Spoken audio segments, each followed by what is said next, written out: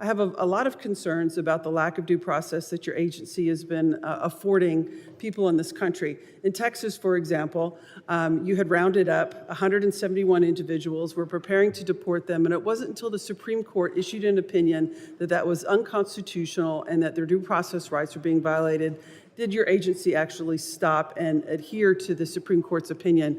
My question to you is, has those efforts ceased in your agency? Are you going to cease trying to deport people without access to due process in the courts of law in compliance with the United States Supreme Court? Well, Congresswoman, we are following due process and using it as to how Congress has laid out to us in statute, and we are complying with all federal judges' orders as well. You weren't complying at that time. It took the United States Supreme Court to order you to comply, so you hadn't proactively complied on your own.